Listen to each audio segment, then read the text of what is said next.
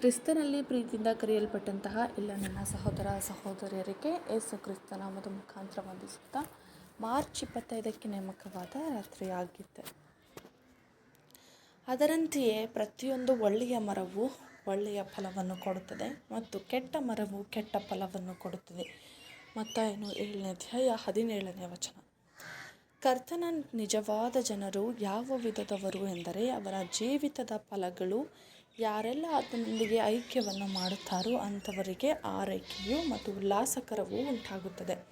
ಮತ್ತೊಂದೆಡೆ ಕೆಲವು ವ್ಯಕ್ತಿಗಳು ಮುಳ್ಳಿನ ಹಾಗೆ ಯಾವಾಗಲೂ ಬೀಜಗಳನ್ನು ಚದುರಿಸಿ ತೊಂದರೆಗಳನ್ನು ಉಂಟು ಮಾಡುವರು. ಅಂದರೆ ತಪ್ಪಾದ ಬೋಧನೆಗಳು, ಕೆಟ್ಟದ್ದಾಗಿ ಕಲ್ಪನೆ ಮಾಡುವುದು, ತಪ್ಪುಗಳನ್ನು ನುಡಿಯುವುದು ಇವರ ಗುಣಲಕ್ಷಣವಾಗಿರುತ್ತದೆ. ಇನ್ನು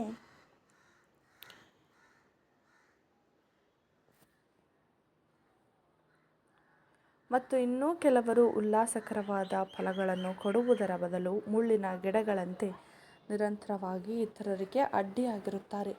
ಯಾರೆಲ್ಲ ಅವರ ಸಂಪರ್ಕಕ್ಕೆ ಬರುತ್ತಾರೋ ಅವರಿಗೆ ಕಿರಿಕಿರಿ ನೀಡುತ್ತಾ, ಸಿಟ್ಟು ಎಬ್ಬಿಸುತ್ತಾ, ಅವರನ್ನು ರೇಗಿಸುತ್ತಾ, ಅವರಿಗೆ ವಿಷನವಿಟ್ಟು ಗಾಯಪಡಿಸುತ್ತಾರೆ. ಕರ್ತನ ಜನರು ಈ ರೀತಿಯಾಗಿ ತಮ್ಮನ್ನು ದಾರಿ ತಪ್ಪಿಸುವ ಸುಳ್ಳು ಬೋಧಕರು ಹಾಗೂ ಮಂದೆಯ ಸೇವೆಗಾಗಿ ತಮ್ಮ ಪ್ರಾಣವನ್ನೇ ಸಂತೋಷವಾಗಿ ನೀಡುವ ಕುರುಬರ ನಡುವೆ ಇರುವ ವ್ಯತ್ಯಾಸಗಳನ್ನು ತಿಳಿದಿರಬೇಕು. ಒಂದು ವರ್ಗದವರು ನಿರಂತರವಾಗಿ ಕೇಡನ್ನುಂಟು ಮಾಡುವವರಾಗಿಯೂ ದುರ್ಬಲಗೊಳಿಸುವವರಾಗಿಯೂ ನಾಶ ಮಾಡುವವರಾಗಿಯೂ ಇರುತ್ತಾರೆ. ಇನ್ನೊಂದು ಮಾರ್ಗದವರು ಸಹಕಾರವಾಗಿಯೂ ಕಟ್ಟುವವರಾಗಿಯೂ ಬಲಪಡಿಸುವವರಾಗಿಯೂ ಸಮಾಧಾನವನ್ನು ಉಂಟುಮಾಡುವವರಾಗಿಯೂ ಇರುತ್ತಾರೆ ಎಂಬುದೇ. ಆಮೆನ್.